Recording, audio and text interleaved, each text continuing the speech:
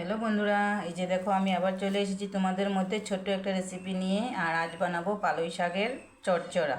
তো পালং শাক তো আমরা সাধারণত সবসময় শাক খেয়ে থাকি, নিরামিষের দিনে শাক খেয়ে থাকি।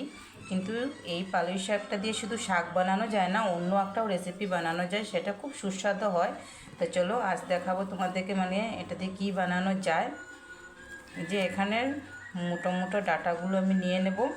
আর এখান থেকে সবগুলো নেব না, বেছে বেছে মোটো মোটো ডাটাগুলো নিয়ে নেব, আর সেটা দিয়ে তোমাদেরকে আজকে বানিয়ে দেখাবো নতুন একটি রেসিপি। তো চলো থাকো আমার সাথে, দেখতে থাকো আমার এই ভিডিওটাকে। এই যে দেখতে পাচ্ছ আমি সুন্দর করে ধুয়ে কেটে নিয়েছি, আর সেখান থেকে মোটা মোটা ডাটাগুলোই আমি বেছে নিয়েছি। কেন এটা দিয়ে আজ বানাবো আমি পালং শাকের চচ্চড়া, শস্য দিয়ে পালং শাকের চচ্চড়া।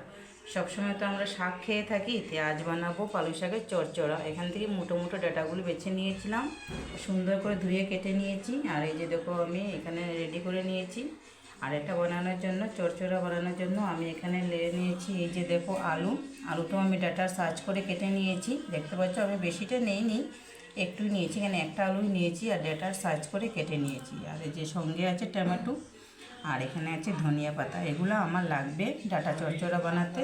আর এই যে এখানে আছে মশলার মাঝে আছে এই যে শস্যটা আমার প্রয়োজন।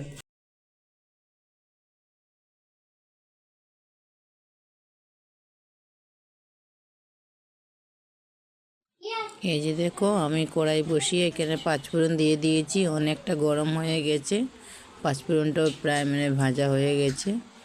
তো আমি এখানে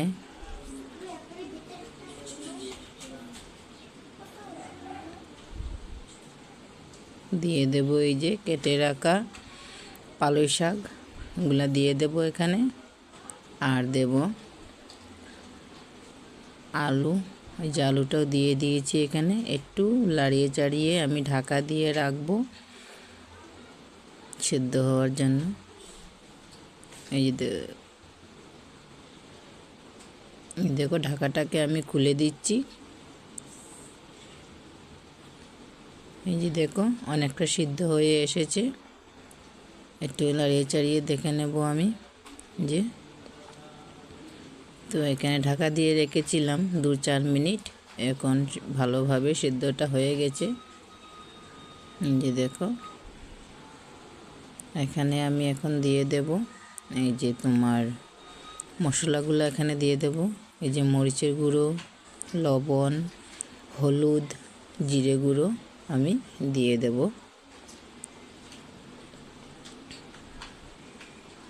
লবণ একটু কম পরিমাণে দিয়েছি, কেন আগে একটু সেদ্ধ করার সময় দিয়েছিলাম।